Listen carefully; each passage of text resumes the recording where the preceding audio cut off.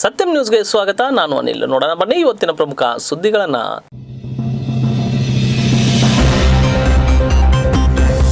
ಸದಲಗಾ ಪುರಸಭೆಯ ಸ್ಥಾಯಿ ಸಮಿತಿಯ ಅಧ್ಯಕ್ಷರಾಗಿ ವಿಜಯಲಕ್ಷ್ಮಿ ನವಲೆ ಆಯ್ಕೆ.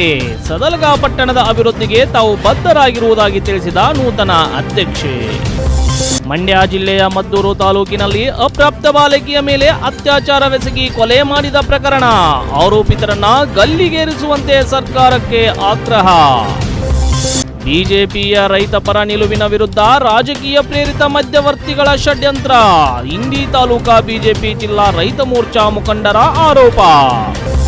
ಕರ್ನಾಟಕ ರಕ್ಷಣಾ ವೇದಿಕೆ ಹಾಗೂ ಹುಣಗುಂದ್ ಇಳಕಲ್ ತಾಲೂಕಿನ ರೈತ ಮುಖಂಡರು ಇಳಕಲ್ ನಗರದ ಕಂಠಿ ವೃತ್ತದಿಂದ ಎತ್ತು ಬಂಡಿಗಳನ್ನ ಹಾಗೂ ಎಮ್ಮೆಗಳನ್ನ ಮೆರವಣಿಗೆ ಮಾಡುವ ಮುಖಾಂತರ ಪ್ರತಿಭಟನೆ ನಡೆಸಿದರು.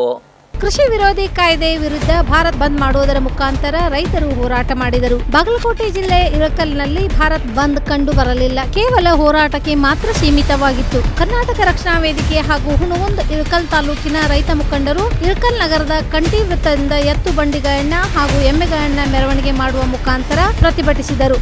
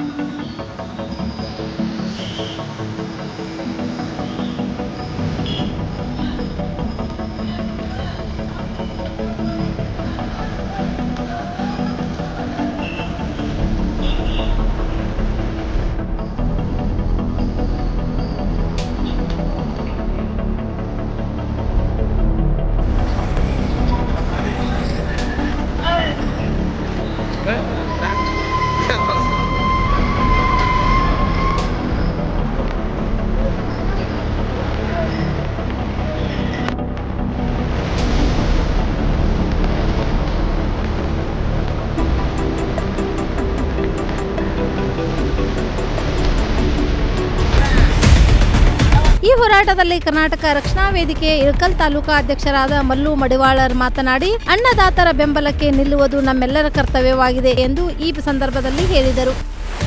ಸೆಪ್ಟೆಂಬರ್ ತಿಂಗಳಲ್ಲಿ ಕೇಂದ್ರ ಸರ್ಕಾರ ಏನು ರೈತರಿಗೆ 3 ಮಾರಕವಾಗಿರ್ತಕ್ಕಂಥ ಭೂ ಸುಧಾರಣೆ ಕಾಯ್ದೆ ತಿದ್ದುಪಡಿ, APMC ಕಾಯ್ದೆ ತಿದ್ದುಪಡಿ ಹಾಗೂ ಕಾರ್ಮಿಕ ವಿರೋಧಿ ನೀತಿಯನ್ನು ಅನುಸರಿಸಿರ್ತಕ್ಕಂಥ ಕೇಂದ್ರ ಸರ್ಕಾರ ಇಲ್ಲಿವರೆಗೂ ನಾವು ರೈತರಿಗೆ ಒಳ್ಳೆಯದನ್ನೇ ಮಾಡ್ತಾ ಬಂದಿದ್ದೇವೆ. ರೈತರಿಗೋಸ್ಕರವಾಗಿ ನಾವು ಕಾಯ್ದೆ ತಿದ್ದುಪಡಿ ಮಾಡ್ತಾ ಇದ್ದೀವಿ ಅಂತ ಹೇಳ್ತಾ ಇರ್ತಕ್ಕಂಥದ್ದು ಬರೀ ಹಸಿ ಸುಳ್ಳಾಗಿದೆ. ಕೇವಲ ಸುಳ್ಳು ಬೊಂಬಾಟಿಕೆಗೆ ಮಾತ್ರ ಇವರ ಪ್ರಚಾರಕ್ಕಾಗಿ ಕೇಂದ್ರ ಸರ್ಕಾರ ನಡೆಸ್ಕೊತ ಬರ್ತಾ ಇದ್ದಾರೆ. ಯಾವ ರೈತರ ಹಿತ ಕಾಪಾಡೋರು ಯಾವ ಕೇಂದ್ರ ಸರ್ಕಾರ ಮುಂಚೂಣಿಯಲ್ಲಿ ಬಂಧಿಸಿ ರೈತರಿಗೋಸ್ಕರ ಸಾವಿರಾರು ಜನರ ಉರುಳಾಕೊಂಡು ಸತ್ರು ಕೂಡ ಸರಿಯಾದ ರೀತಿಯಿಂದ ಪರಿಹಾರ ಅವ್ರ ಮನೆ ಬಾಗಿಲಿಗೆ ತಟ್ಟಲಿಲ್ಲ. ಆದರೆ ಇವತ್ತು ರಾಜ್ಯ ಸರ್ಕಾರ ಕಣ್ಣು ಮುಚ್ಚಿಕೊಂಡು ಕೇಂದ್ರ ಸರ್ಕಾರದ ಗುಲಾಮರಂತೆ ವರ್ತಿಸ್ತಾ ಇರ್ತಕ್ಕಂಥದ್ದು ನಮ್ಮ ನಾಚಿಕೆಗೇಡಿನ ಸಂಗತಿ. ಯಾಕೆಂದರೆ ರಾಜ್ಯ ಸರ್ಕಾರ ಕೇಳಬೇಕಾಗಿತ್ತು, ನಮ್ಮ ರಾಜ್ಯದ ರೈತರು ಈ ದೇಶದ ರೈತರು ಈ ದೇಶಕ್ಕೆ ಬೆನ್ನೆಲುಬು ಅಂತ ಹೇಳ್ತೀರಿ. ಚುನಾವಣೆ ಬರಬೇಕಾದ್ರೆ ರೈತರ ಹೆಸರಲ್ಲಿ ಪ್ರಮಾಣ ಮಾಡ್ತೀರಿ, ರೈತರ ಹೆಸರಿನಲ್ಲಿ ಆಶ್ವಾಸನೆ ಕೊಡ್ತೀರಿ. ಎಲ್ಲ ರೈತರಿಗೋಸ್ಕರನೇ ಈ ಸರ್ಕಾರಗಳಿರೋದಂಥ ಆಶ್ವಾಸನೆ ಕೊಟ್ಟು ಚುನಾವಣೆ ಗದ್ದಿಗೆಗೆ ಅಧಿಕಾರ ಗದ್ದಿಗೆಗೆ ಇರ್ತೀರಿ. ತದನಂತರ ರೈತರ ಹಿತ ಕಾಪಾಡಲು ನೀವು ವಿಫಲರಾಗಿ ಕೇವಲ ನಿಮ್ಮ ವೈಯಕ್ತಿಕ ಅಭಿವೃದ್ಧಿಗಾಗಿ, ಕೇವಲ ಬಂಡವಾಳಶಾಹಿಗಳ ಅಭಿವೃದ್ಧಿಗಾಗಿ ಈ ದೇಶವನ್ನು ಮುನ್ನಡೆಸಲಿಕ್ಕೆ ಭೂ ಸುಧಾರಣೆ ಕಾಯ್ದೆ ತಿದ್ದುಪಡಿ ಮಾಡಿದರೆ ಅದರ ಪರಿಣಾಮ ಏನಾಗುತ್ತೋ ಅನ್ನೋ ಸಾಮಾನ್ಯ ಜ್ಞಾನ ಕೂಡ ನಮ್ಮ ಪ್ರಧಾನಮಂತ್ರಿಗೆ, ನಮ್ಮ ಮುಖ್ಯಮಂತ್ರಿಗಳಿಗೆ ಇಲ್ಲ ಅಂದರೆ ಏನು ಮಾಡಬೇಕು. ರೈತ ಮುಖಂಡರಾದ ಮಲ್ಲನಗೌಡ ತುಂಬದ್ ಮಾತನಾಡಿ, ರೈತರಿಗೆ ವಿರೋಧಿ ಇರುವಂತಹ ಕಾನೂನುಗಳನ್ನು ತೆಗೆದು ರೈತರಿಗೆ ಅನುಕೂಲವಾಗುವಂತೆ ಮಾಡಿ ಎಂದು ಇದೇ ಸಂದರ್ಭದಲ್ಲಿ ಮನವಿ ಮಾಡಿದರು. ಇವತ್ತು ನಮ್ಮ ನರೇಂದ್ರ ಮೋದಿ ಅವರಿಗೆ, ಯಡಿಯೂರಪ್ಪರಿಗೆ ನಾವು ಕೈ ಮುಗಿ ಕೇಳ್ಕೊತೀವಿ. ಯಾಕಂದ್ರೆ ಇವತ್ತು ತಾವೊಬ್ಬರು ನಾವು ಆರಿಸ್ಕೊಂತ ಜನಪ್ರತಿನಿಧಿಗಳು ಅರ್ಥ ಮಾಡ್ಕೋಬೇಕಲ್ಲ, ಯಾವ ರೀತಿ ಕಾನೂನು ಮಾಡಬೇಕು, ಯಾವ ರೀತಿ ನಮ್ಮ ರೈತ ಮುಖಂಡರ ಜೊತೆ ಮಾತಾಡಬೇಕು ಅನ್ನೋದು ಮಾತಾಡಿ ಅದನ್ನು ಕಾನೂನು ತಿದ್ದುಪಡಿ ಮಾಡಿ ಇವತ್ತು ರೈತರು ಒಳ್ಳೆಯದು ಮಾಡಿ ಅಂತ ನನ್ನ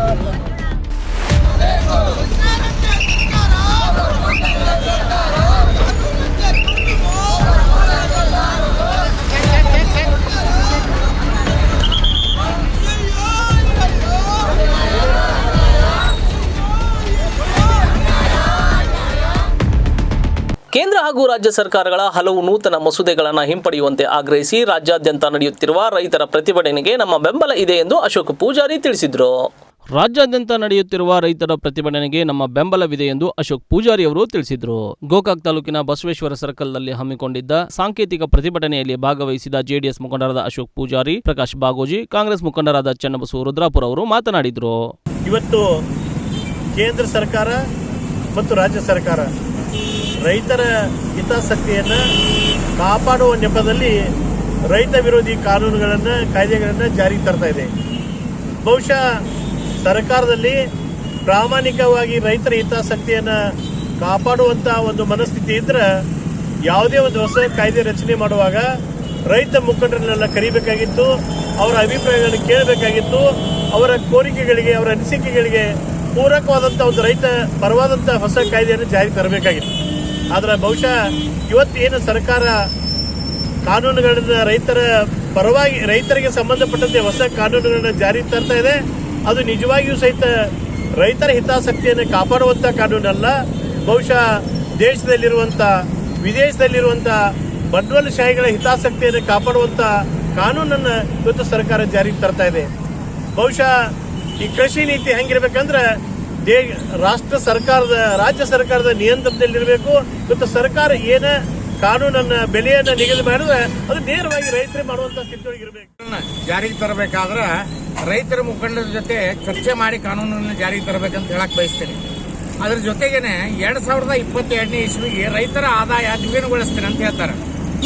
ಈಗ ಸುಮಾರು 2 ವರ್ಷದಿಂದ ನೆರೆ ಹಾವಳಿ ಇರ್ಬೋದು, ಇವತ್ತು ನಿರಾಶ್ರಿತರ ಮನೆ ಕಳ್ಕೊಂಡವ್ರು ಇರ್ಬೋದು, ರೈತ ಕೂಲಿ ಕಾರ್ಮಿಕರು ಇರ್ಬೋದು, ಇವತ್ತು ಎಲ್ಲರನ್ನೂ ಕಡೆಗಣಿಸಿದಾರೆ ಅಂತ ಹೇಳಕ್ ಬಯಸ್ತೀನಿ.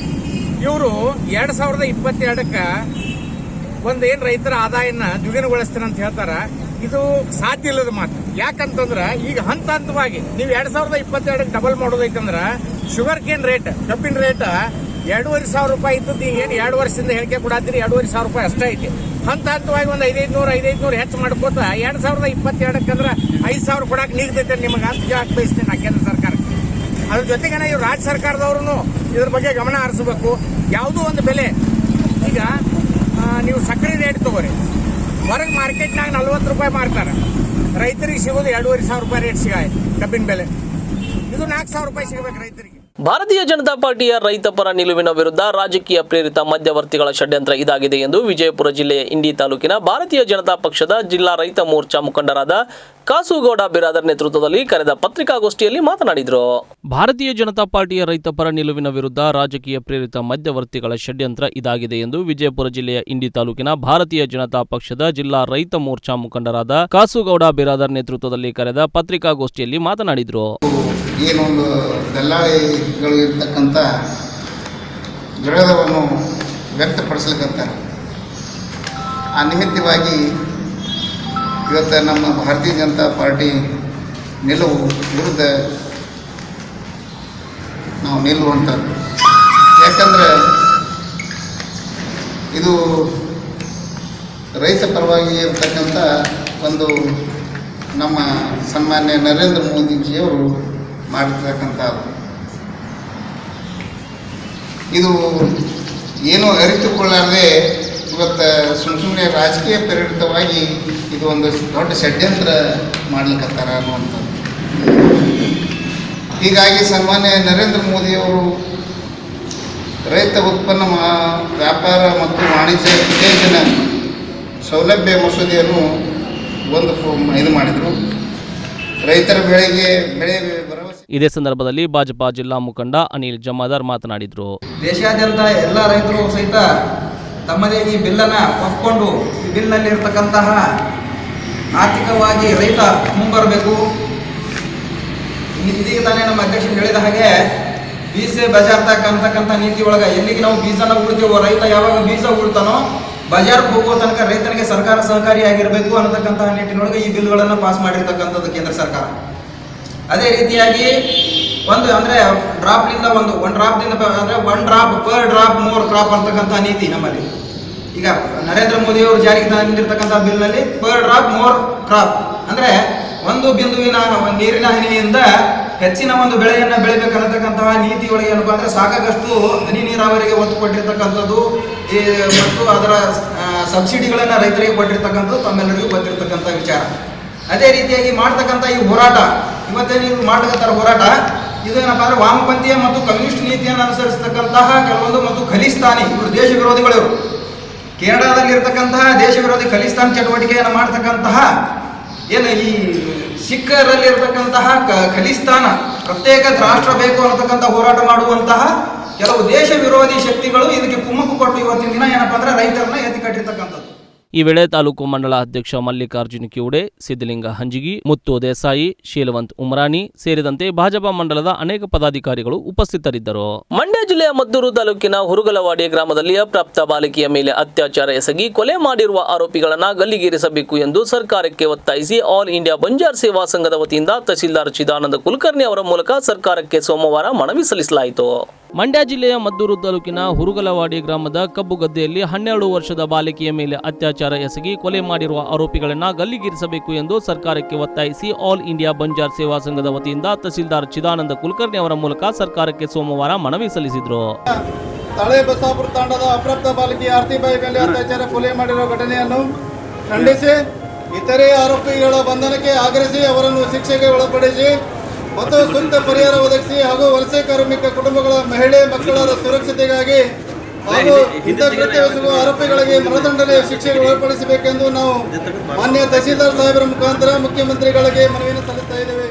ವಿವಿಧ ಬಂಜಾರ್ ಸಂಘಟನೆಗಳು ಪಟ್ಟಣದ ಸೇವಾಲಾಲ್ ವೃತ್ತದ ಮೂಲಕ ಮೆರವಣಿಗೆಯ ಮೂಲಕ ಸಂಚರಿಸಿ ಮಿನಿ ವಿಧಾನಸೌಧ ತಲುಪಿದ ನಂತರ ಪ್ರತಿಭಟನಾಕಾರರನ್ನ ಉದ್ದೇಶಿಸಿ ಬಿಜೆಪಿ ಜಿಲ್ಲಾ ಉಪಾಧ್ಯಕ್ಷ ದಯಾಸಾಗರ್ ಪಾಟೀಲ್ ಮಾತನಾಡಿ, ಹೊಟ್ಟೆಪಾಡಿಗಾಗಿ ಬೇರೆಡೆ ಗೂಳೆ ಹೋಗಿ ತುತ್ತಿನ ಚೀಲ ತುಂಬಿಕೊಳ್ಳುವ ಮುಗ್ಧ ಬಾಲಕಿಯ ಮೇಲೆ ಅತ್ಯಾಚಾರ ನಡೆದಿರುವುದು ನಾಚಿಕೆಗೇಡು ಸಂಗತಿ. ಹೆಣ್ಣನ್ನ ದೇವತೆ ಎಂದು ಗೌರವಿಸುವ ಈ ದೇಶದಲ್ಲಿ ಇಂಥ ಹೇಯ ಕೃತ್ಯ ನಡೆದಿದ್ದು ಮಾನವೀಯ ಮೌಲ್ಯಗಳ ಬದುಕಿಗೆ ತಿಲಾಂಜಲಿ ಆಗಿದೆ ಎಂದು ಅರ್ಥ ಎಂದು ದಯಾಸಾಗರ್ ಪಾಟೀಲ್ ಹೇಳಿದರು.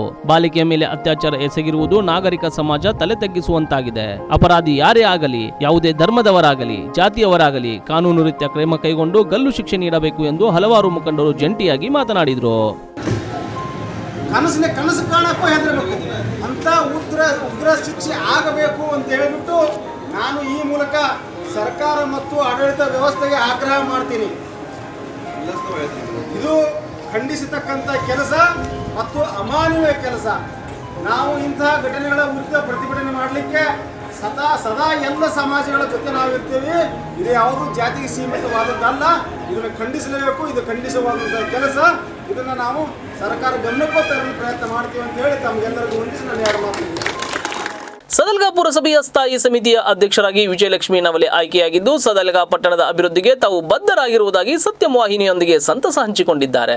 ಸದಲಗಾ ಪುರಸಭೆಯ ಸ್ಥಾಯಿ ಸಮಿತಿಯ ಅಧ್ಯಕ್ಷರಾಗಿ ವಿಜಯಲಕ್ಷ್ಮಿ ಸಂತೋಷ್ ನವಲೆ ಅವರು ಒಮ್ಮತದಿಂದ ಅವಿರೋಧವಾಗಿ ಆಯ್ಕೆಯಾದರು. ಸದಲಗಾ ಪುರಸಭೆಯ ಚುನಾವಣೆಗೆ ಮುಂಚೆ ಬಿಜೆಪಿಯ 4 ಸದಸ್ಯರು ಹಾಗೂ ಜನತಾದಳ ಗುಂಪಿನ 2 ಸದಸ್ಯರು ಕಾಂಗ್ರೆಸ್ ಗುಂಪಿನೊಂದಿಗೆ ಕೈ ಜೋಡಿಸಿ ಪುರಸಭೆಯ ಗದ್ದುಗೆ ಏರಿದರು. ಸುಮಾರು 2.5 ವರ್ಷಗಳಿಂದ ಪುರಸಭಾಧ್ಯಕ್ಷರ, ಉಪಾಧ್ಯಕ್ಷರ ಹಾಗೂ ಸ್ಥಾಯಿ ಸಮಿತಿಯ ಅಧ್ಯಕ್ಷರ ಸ್ಥಾನಗಳು ಖಾಲಿಯಾಗಿದ್ದವು. ಸದ್ಯ ಸದಲಗಾ ಪಟ್ಟಣದ ಅಭಿವೃದ್ಧಿಗೋಸ್ಕರ ಎಲ್ಲ ಗುಂಪಿನ ಸದಸ್ಯರು ಒಗ್ಗಟ್ಟಿನಿಂದ ಕಾರ್ಯನಿರ್ವಹಿಸುವ ಉದ್ದೇಶದಿಂದ ಬಿಜೆಪಿ ಗುಂಪಿನಲ್ಲಿಯ ಸುರೇಶ್ ಉದ್ಗಾವೆ ಪುರಸಭಾಧ್ಯಕ್ಷರಾಗಿ, ಜನತಾದಳದ ಗುಂಪಿನ ಸುಹಾಸ್ ವಾಳಕೆ ಉಪಾಧ್ಯಕ್ಷರಾಗಿ ಈ ಮೊದಲೇ ಆಯ್ಕೆಯಾಗಿದ್ದರು. ಪುರಸಭೆಯ ಸಭಾಗೃಹದಲ್ಲಿ ಇಂದು ಖಾಲಿ ಇದ್ದ ಸ್ಥಾಯಿ ಸಮಿತಿಯ ಅಧ್ಯಕ್ಷರನ್ನಾಗಿ ಕಾಂಗ್ರೆಸ್ ಗುಂಪಿನ ವಿಜಯಲಕ್ಷ್ಮಿ ಸಂತೋಷ್ ನವಲೆ ಅವರನ್ನ ಅವಿರೋಧವಾಗಿ ಆಯ್ಕೆ ಮಾಡಲಾಯಿತು. ಸಭೆಯಲ್ಲಿ ಪುರಸಭೆಯ ಸದಸ್ಯರಾದ ಭೀಮಾ ಮಾಳ್ಗೆ ಸ್ಥಾಯಿ ಸಮಿತಿಯ ಅಧ್ಯಕ್ಷ ಸ್ಥಾನಕ್ಕೆ ವಿಜಯಲಕ್ಷ್ಮಿ ನವಲೆ ಅವರ ಹೆಸರನ್ನು ಸೂಚಿಸಿದರು. ಇದಕ್ಕೆ ಸದಸ್ಯ ರವಿ ಗೋಸಾವಿ ಅನುಮೋದನೆ ನೀಡಿದರು. ಇದೇ ವೇಳೆಗೆ ನೂತನ ಸ್ಥಾಯಿ ಸಮಿತಿಯ ಅಧ್ಯಕ್ಷರಿಗೆ ಶ್ರೀಫಲ ಪುಷ್ಪಗುಚ್ಛ ನೀಡಿ ಸನ್ಮಾನಿಸಲಾಯಿತು. ಸಮಾರಂಭದಲ್ಲಿ ಬಸವರಾಜ್ ಗುಂಡ್ಕಲ್ಲೆ,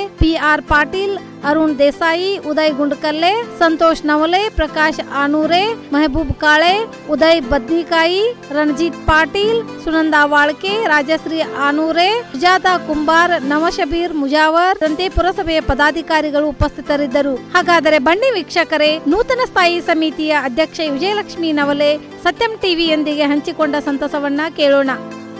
ನಮಸ್ಕಾರ, ನಾನು ವಿಜಯಲಕ್ಷ್ಮಿ ಸಂತೋಷ್ ನವಲೆ, ವಾರ್ಡ್ ನಂಬರ್ 19 ಪುರಸಭೆ ಸದಲಗಾ ಸ್ಥಾಯಿ ಸಮಿತಿಯ ಅಧ್ಯಕ್ಷರಾಗಿ ಆಯ್ಕೆಯಾಗಿದ್ದೇನೆ. ಇವತ್ತು ಮೊದಲು ಅಧ್ಯಕ್ಷ ಮತ್ತು ಉಪಾಧ್ಯಕ್ಷ ಚುನಾವಣೆ ಆಯಿತು. ತದನಂತರ ಸ್ಥಾಯಿ ಸಮಿತಿ ಅಧ್ಯಕ್ಷತೆ ಚುನಾವಣೆ ಆಯಿತು. ಅದರಲ್ಲಿ ಇವತ್ತು ನಾನು ಆಯ್ಕೆಯಾಗಿದ್ದೇನೆ. ಎಲ್ಲ ಗುರು ಹಿರಿಯರ ಕೃಪೆಯಿಂದ ಮತ್ತು ನನ್ನ ಕುಟುಂಬದ ಕೃಪೆಯಿಂದ ನನಗೆ ಆಶೀರ್ವಾದದಿಂದ ನಾನು ಅಧ್ಯಕ್ಷರಾಗಿ ಆಯ್ಕೆಯಾಗಿದ್ದೇನೆ. ಮತ್ತು ನಾನು ಇನ್ನು ಮುಂದೆ ಯಾವುದೇ ಪಕ್ಷಭೇದವಿಲ್ಲದೆ ಎಲ್ಲ ಕಾರ್ಯಗಳನ್ನು ಪಕ್ಷಭೇದವಿಲ್ಲದೆ ಊರಿನ ಅಭಿವೃದ್ಧಿಗಾಗಿ ನಾನು ಸದಾ ಸಿದ್ಧಳಿರುತ್ತೇನೆ. ಯಾವುದೇ ಪಕ್ಷಭೇದ ನೀತಿಯನ್ನು ಅನುಸರಿಸುವುದಿಲ್ಲ. ಜನರ ಸಮಸ್ಯೆಯನ್ನು ನಾನು ಸ್ಪಂದಿಸುತ್ತೇನೆ. ಪ್ರತಿನಿಧಿ ಎಂಬಿ ಚಿಂಚನೆ, ಸತ್ಯಂ ಟಿವಿ, ಸದಲ್ಗ. ಕೇಂದ್ರ ಸರ್ಕಾರದ ನೂತನವಾಗಿ ಜಾರಿಗೆ ತಂದಿರುವ ಕೃಷಿ ನೀತಿಗಳನ್ನು ತಕ್ಷಣ ಹಿಂಪಡೆಯುವಂತೆ ಬೆಳಗಾವಿ ಜಿಲ್ಲೆಯ ರಾಮದುರ್ಗ ತಾಲೂಕಿನ ತಾಲೂಕು ಸಾರ್ವಜನಿಕ ಆಸ್ಪತ್ರೆಯ ಮುಂದೆ ರೈತ ಸಂಘ ಹಾಗೂ ಹಸಿರು ಸೇನೆ ಮತ್ತು ರಾಮದುರ್ಗ ಬ್ಲಾಕ್ ಕಾಂಗ್ರೆಸ್ ಸಮಿತಿ ಇನ್ನೂ ವಿವಿಧ ಸಂಘಟನೆಗಳಿಂದ ಪ್ರತಿಭಟನೆ ನಡೆಸಲಾಯಿತು. ಬೆಳಗಾವಿ ಜಿಲ್ಲೆಯ ರಾಮದುರ್ಗ ತಾಲೂಕಿನ ತಾಲೂಕಾ ಸಾರ್ವಜನಿಕ ಆಸ್ಪತ್ರೆ ಮುಂದೆ ರೈತ ಸಂಘ ಹಾಗೂ ಹಸಿರು ಸೇನೆ ಮತ್ತು ರಾಮದುರ್ಗ ಬ್ಲಾಕ್ ಕಾಂಗ್ರೆಸ್ ಸಮಿತಿ ಇನ್ನೂ ವಿವಿಧ ಸಂಘಟನೆಗಳಿಂದ ಪ್ರತಿಭಟನೆ ನಡೆಸಿದರು. ಕೇಂದ್ರ ಸರ್ಕಾರ ನೂತನವಾಗಿ ಜಾರಿಗೆ ತಂದಿರುವ ಕೃಷಿ ನೀತಿಗಳನ್ನ ತಕ್ಷಣ ಹಿಂಪಡೆಯುವಂತೆ ರಾಮದುರ್ಗದ ಸಾರ್ವಜನಿಕ ಸರ್ಕಾರಿ ಆಸ್ಪತ್ರೆ ಮುಂದೆ ಪ್ರತಿಭಟನೆ ಮಾಡುವ ಮೂಲಕ ಭೂ ಸುಧಾರಣಾ ಕಾಯ್ದೆ, ಎಪಿಎಂಸಿ ಕಾಯ್ದೆ, ವಿದ್ಯುತ್ ಖಾಸಗೀಕರಣದಂತ ರೈತರಿಗೆ ಕಷ್ಟಕರವಾಗಿರುವ ಕಾಯ್ದೆಗಳನ್ನ ಹೊರಡಿಸಿ ಸರ್ಕಾರ ಜಾರಿಗೆ ತಂದಿದೆ. ಅವುಗಳನ್ನ ತಕ್ಷಣ ಕೇಂದ್ರ ಸರ್ಕಾರ ಹಿಂಪಡೆಯುವಂತೆ ಕರ್ನಾಟಕ ರಾಜ್ಯ ರೈತ ಸಂಘ ಹಾಗೂ ಹಸಿರು ಸೇನೆ ಇನ್ನೂ ಹಲವಾರು ಸಂಘಟನೆಗಳಿಂದ ರಾಮದುರ್ಗ ಸರ್ಕಾರಿ ಆಸ್ಪತ್ರೆ ಬಳಿ ಪ್ರತಿಭಟನೆ ನಡೆಸಿದರು.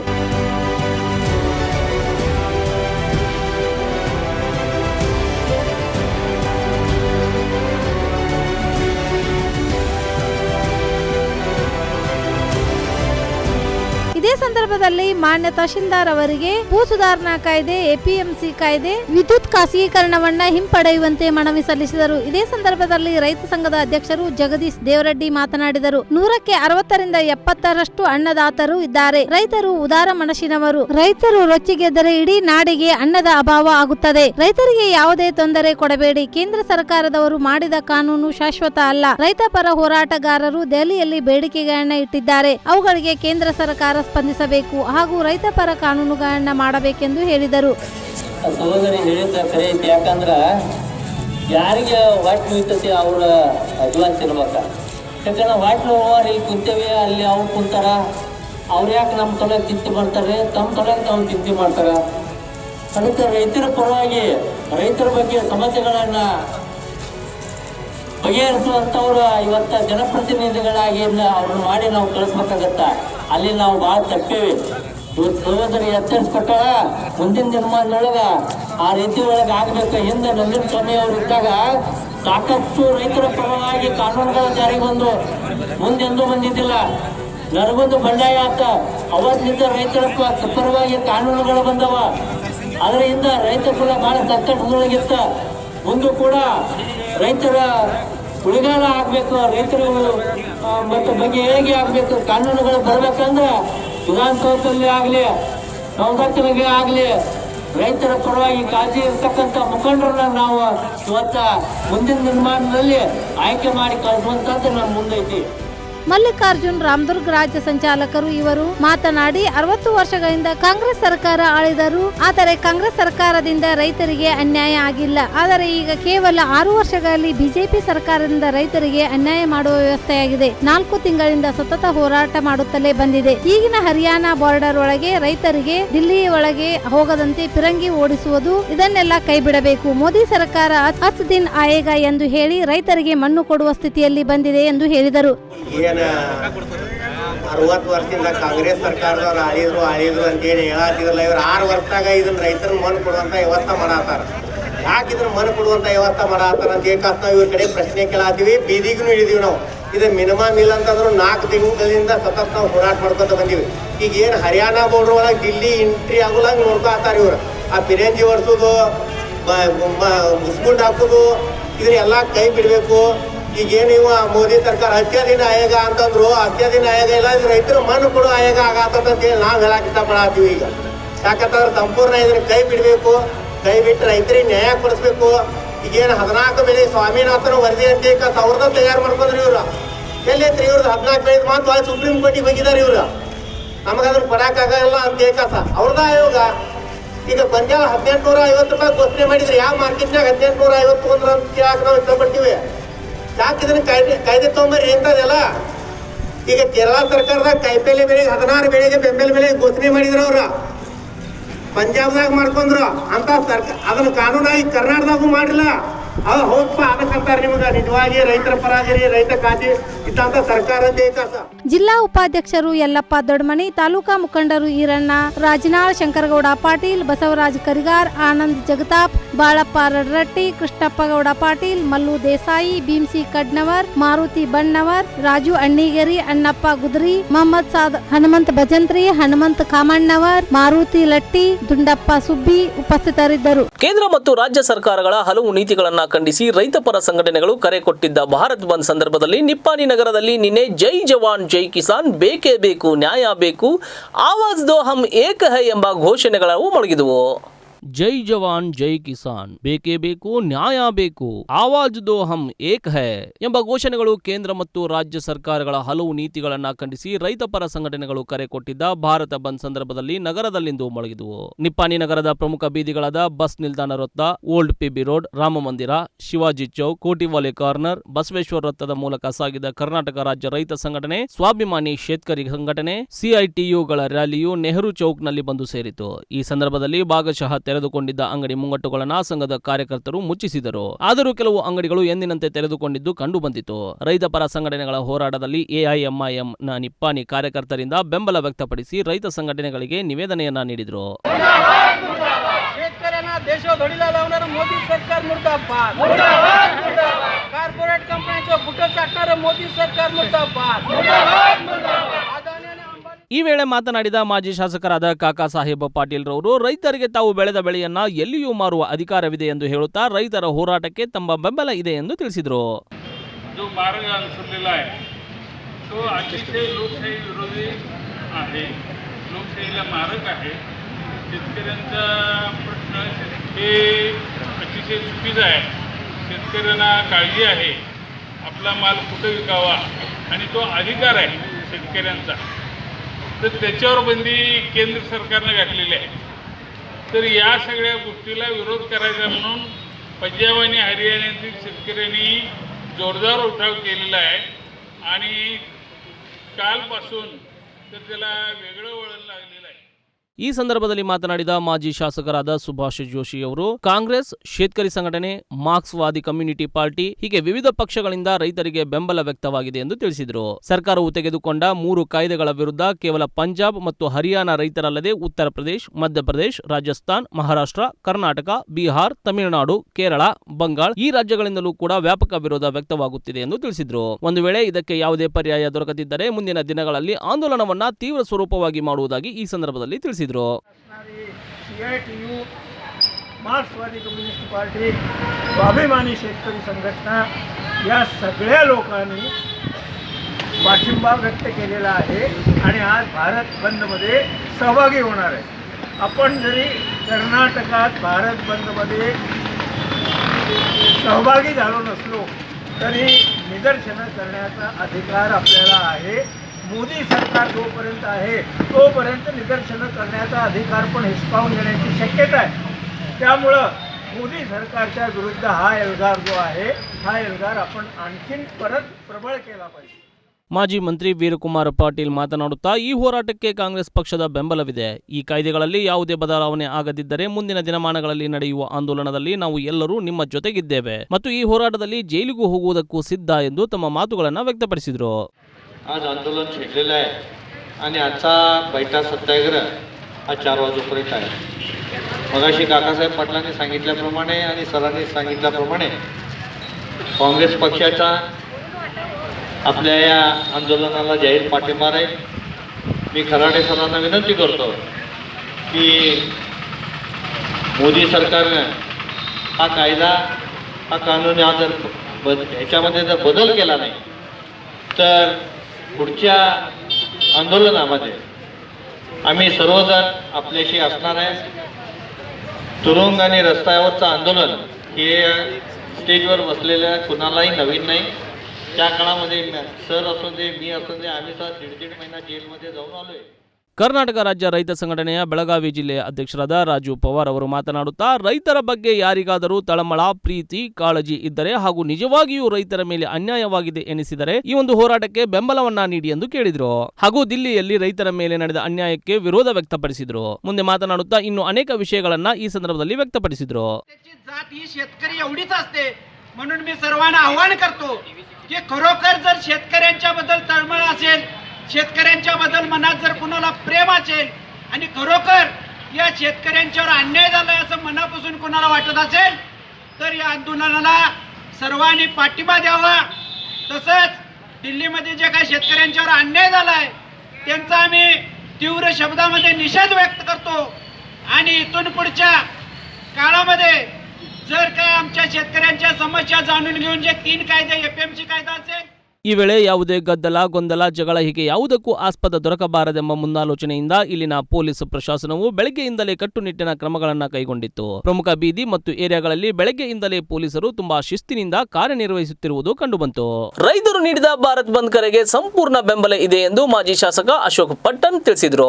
ರೈತರು ಕರೆ ನೀಡಿರುವ ಭಾರತ್ ಬಂದ್ಗೆ ಬೆಳಗಾವಿ ಜಿಲ್ಲೆಯ ರಾಮದುರ್ಗ ತಾಲೂಕು ಬ್ಲಾಕ್ ಕಾಂಗ್ರೆಸ್ ಸಮಿತಿ, ರೈತ ಸಂಘ, ಹಸಿರು ಸೇನೆ, ಇನ್ನು ಹಲವಾರು ಸಂಘಗಳಿಂದ ಸಂಪೂರ್ಣ ಬೆಂಬಲ ವ್ಯಕ್ತವಾಯಿತು. ಕೇಂದ್ರ ಸರ್ಕಾರದ ನೂತನವಾಗಿ ಜಾರಿಗೆ ತಂದಿರುವ ನೀತಿಗಳನ್ನು ತಕ್ಷಣ ಹಿಂಪಡೆಯುವಂತೆ ರಾಮದುರ್ಗ ಸರ್ಕಾರಿ ಆಸ್ಪತ್ರೆಯ ಮುಂದೆ ರೈತ ಸಂಘದವರು ಹಾಗೂ ಮಾಜಿ ಶಾಸಕ ಅಶೋಕ್ ಪಟ್ಟಣ್ ಹಾಗೂ ರಾಮದುರ್ಗ ಬ್ಲಾಕ್ ಕಾಂಗ್ರೆಸ್ ಸಮಿತಿ ಸದಸ್ಯರು ಆಗ್ರಹಿಸಿದ್ರು. ಈ ಸಂದರ್ಭದಲ್ಲಿ ಮಾತನಾಡಿದ ಮಾಜಿ ಶಾಸಕ ಅಶೋಕ್ ಪಟ್ಟಣ್, ರೈತರಿಗೆ ಭೂಮಿ ದೊರಕುವಂತೆ ಮಾಡಿದ್ದೇ ಇಂದಿರಾ ಗಾಂಧಿ ಸರ್ಕಾರ. ಮೋದಿ ಎಂದರೆ ಮೋಡಿ. ಬಿಜೆಪಿ ಸರ್ಕಾರ ಕೇವಲ ಜನರಿಗೆ ಆಶ್ವಾಸನೆ ಮಾತ್ರ ಕೊಡುತ್ತೆ. ಎಲ್ಲರಿಗೂ ಗೊತ್ತಿರುವ ಪರಿಸ್ಥಿತಿ ಇದು. ರೈತರಿಗೆ ಕಾಂಗ್ರೆಸ್ ಸರ್ಕಾರ ಇದ್ದಾಗ ಅನ್ಯಾಯವನ್ನ ಮಾಡಿಲ್ಲ ಎಂದು ಹೇಳಿದ್ರು. ರೈತರಿಗೆ ಯಾರೇ ಆಗಲಿ ರೈತ ಉಳವನಿಗೆ ಭೂಮಿ ಮಾಡಿದ್ದೆ ನಮ್ಮ ಇಂದಿರಾ ಗಾಂಧಿ ಸರ್ಕಾರ. ಗೊತ್ತಾಯ್ತಾ? ಅದನ್ನ ಜ್ಞಾಪಕ ಇಟ್ಟು ಬಿಜೆಪಿ ಅವ್ರು ಹೇಳ್ತಾರಲ್ಲ 60 ವರ್ಷದಿಂದ ಏನು ಮಾಡಿಲ್ಲ ಅಂತ, ಉಳುವ ಭೂಮಿ ಕೊಡ್ತಾವ್ರೆ ನಾವು. ಅದನ್ನ ಅವ್ರು ಬೇರೆ ಬೇರೆ ಭಾಷಣ ಮಾಡಿ ಕೆಲವು ನಾಯಕರು ಹೇಳಿ ಬರೀ ಭಾಷಣದಾಗಿನ ಮೋಡಿ ಮಾಡ್ಬಿಡ್ತಾ ಇದ್ದಾರೆ. ಮೋದಿ ಅಂದ್ರೆ ಮೋಡಿ ಅಂತ, ಮೋದಿ ಮಾಡೋದೇ ಕೆಲಸ ಮಾಡ್ತಾರೆ. ಅದು ಎಲ್ಲರಿಗೂ ಗೊತ್ತಿರೋ ಪರಿಸ್ಥಿತಿ. ರೈತರಿಗೆ ನಾವೆಲ್ಲ ಬೇಕಾದಷ್ಟು ನಮ್ಮ ಸರ್ಕಾರ ಇದ್ದಾಗ ನಾವು ಅನ್ಯಾಯ ಅಂತೂ ಮಾಡಕ್ ಹೋಗಿಲ್ಲ. ಕೆಲವು ಟೈಮ್ನಾಗೆ ಸಹಾಯ ಮಾಡೋಕ್ಕಾದ್ರೂ ಅನ್ಯಾಯ ಅಂತೂ ಮಾಡಕ್ ಹೋಗಿಲ್ಲ. ಅವ್ರಿಗೆ ಬೀದಿಗಂತೂ ಬರಕ್ ಬಿಟ್ಟಿಲ್ಲ.